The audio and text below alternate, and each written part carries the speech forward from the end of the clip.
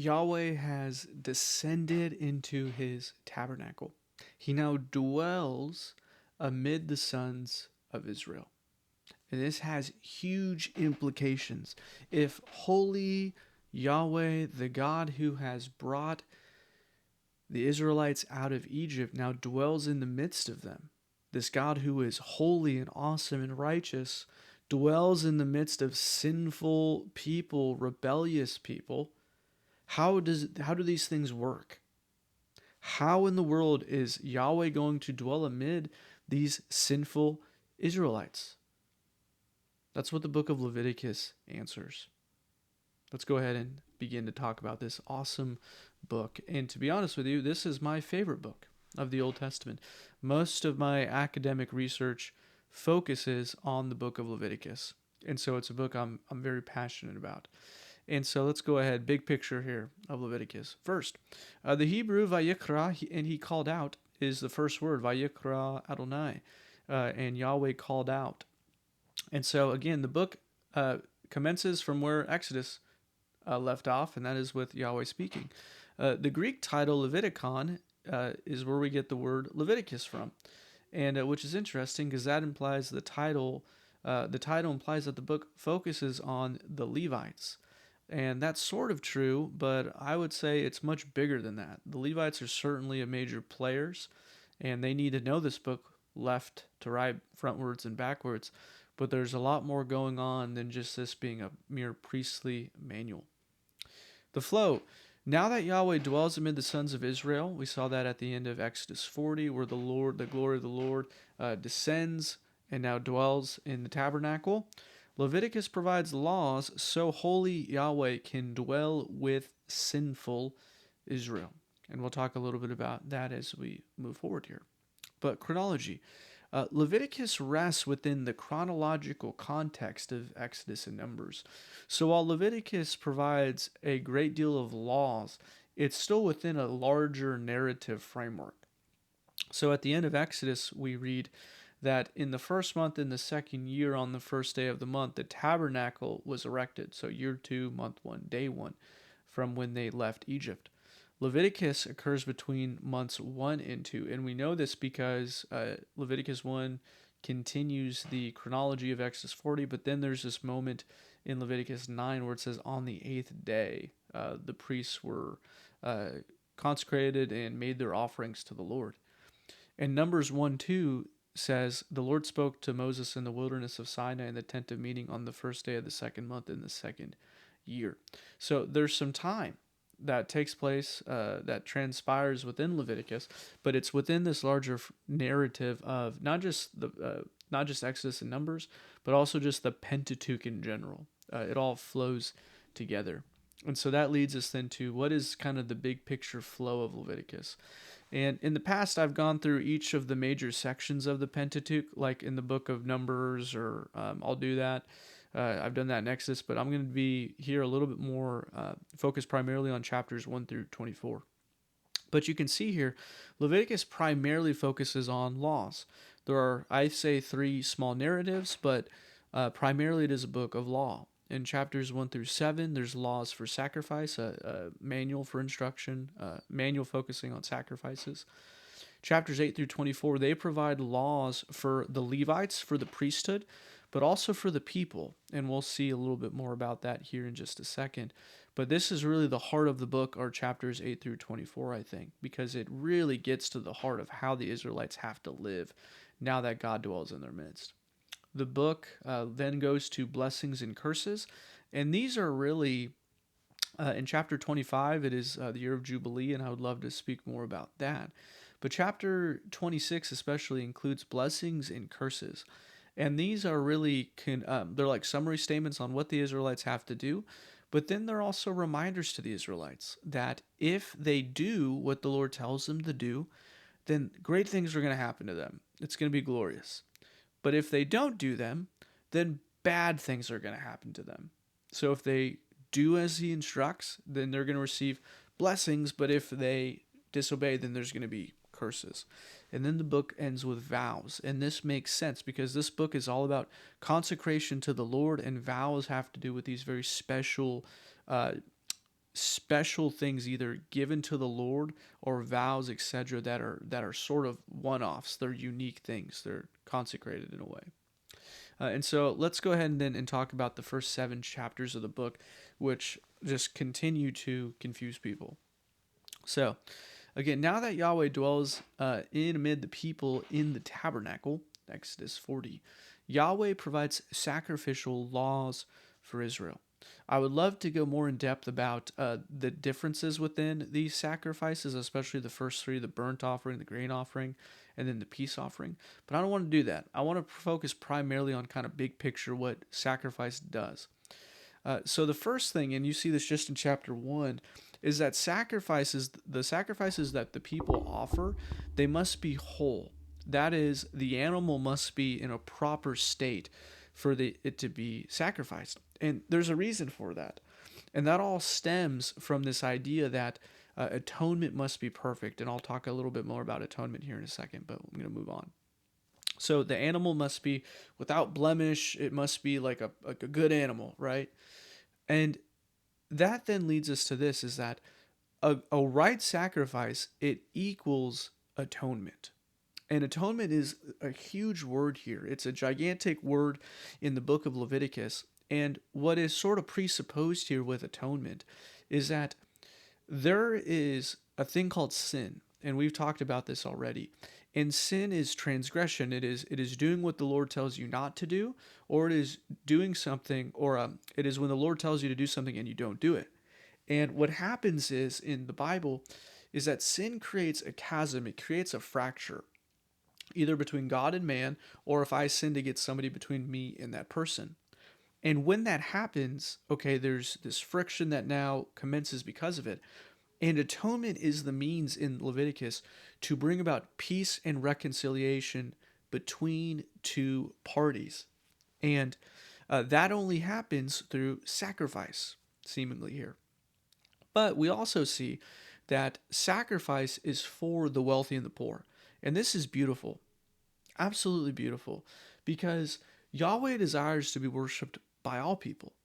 Not just the rich people who can maybe afford the atonement, but he desires atonement. He desires relationship with everybody, wealthy, poor, and even Jew or Gentile. And so the first 7 chapters are beautiful because they provide this picture of how to approach a holy God, a God who is far off, maybe not spatially, but is unlike us. The only way you can do that is through atonement. And atonement implies, whether it's an animal dying or something being given up. And that this thing that is offered, it must be whole, it must be right. It can't just be some just piece of garbage. And it must be given with a heart and posture of faith. And that's something that's often missed here. And Jesus talks about this, the prophets talk about this, is that God doesn't necessarily desire sacrifices. He desires a good heart. And so these sacrifices, although there is a promise of forgiveness and atonement in giving them, you see this especially in Leviticus 4 and 5. The bigger picture here is of what the Lord is teaching the people through these sacrifices. He is holy. He is righteous. They are sinful. And the only way to be right with him is through something dying or something being given in the place of the worshiper. And that enables then atonement. And so the first 7 chapters focus on sacrifice. There are later chapters that also focus on sacrifice, like chapter 17. But I'm going to go ahead and move to chapters 8 through 24 now that we've talked a little bit about that. And in my opinion, chapters 8 through 24, they are really the heart of the book. They're the largest section, and they really get at the essence of how in the world does a holy God dwell with a sinful people. So now that Yahweh dwells amid the people in the tabernacle, he then provides laws for the priesthood, those who are offering sacrifices and mediating between the people and himself. And he provides laws also for the people so that they will know how to live in his holy presence. And what we see here in chapters 8 through 24 fundamentally is that obedience is a matter of life and death. And we see that in the first 3 chapters of this section, chapters 8 through 10, where Aaron's two sons, Nadab and Abihu, they go and they offer incense, and they're killed for it because they were disobedient. We see, for example, in chapter 16, that the obedience of the high priest is central so that Yahweh can make atonement for the people once a year so that he can stay in their presence. And that brings us back to kind of chapters 1 through 7, right? Atonement is the vehicle for reconciliation. In chapter 16, the Day of Atonement is the day that Yahweh institutes once a year to ensure that atonement is being made. And then we have this narrative at the very end of this section where a boy blasphemes the name of the Lord, and the people are then obedient in ensuring that that won't happen again. And so what we see here is obedience, whether it's through honoring these purity laws, being clean, or holiness laws. And we'll talk a little bit about the holiness laws here just in a second. But of the utmost importance is that the people do what Yahweh says to do, because he is their God whom has saved them, who has saved them. So obedience is central in this book, not just so that the people earn their salvation in some sense. No, they must be obedient because God knows best and he has saved them. And if they don't obey, then his holiness demands that he judges them.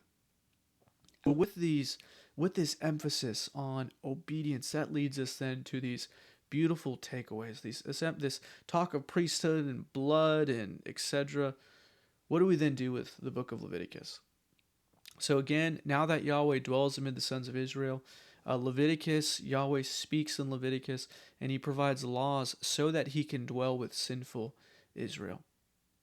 And Yahweh calls his people to emulate him in holiness and loving, I should say, loving others.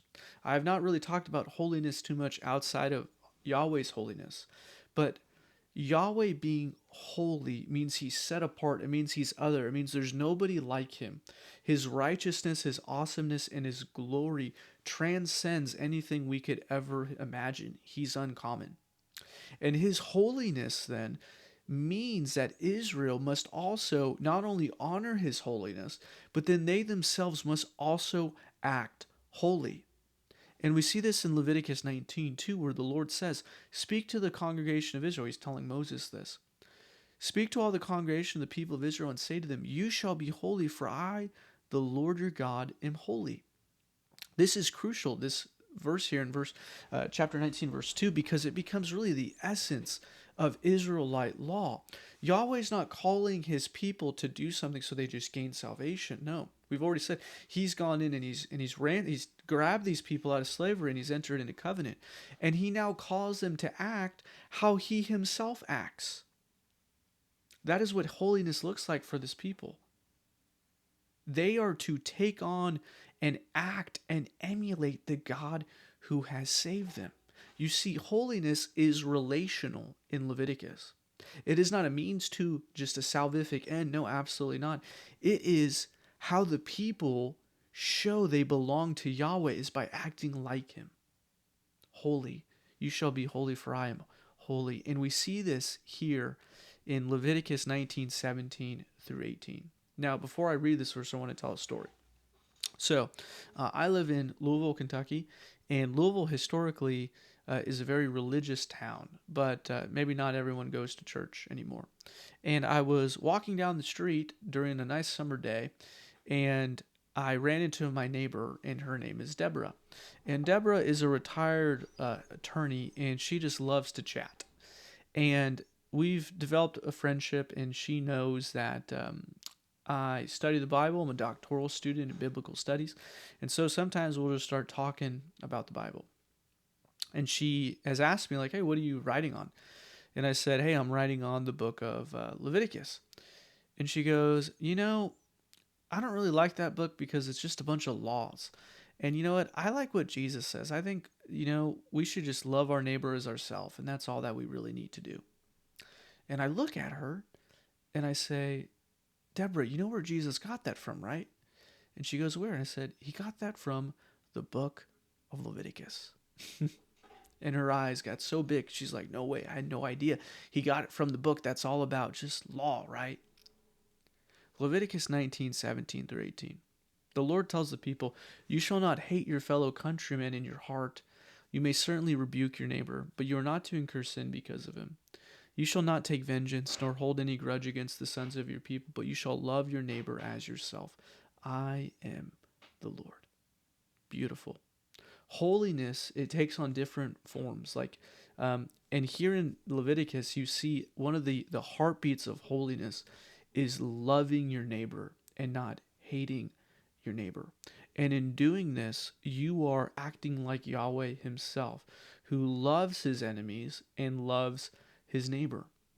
Again, holiness is relational. It is to be and live set apart as in covenant with the God himself who is set apart and holy and uncommon.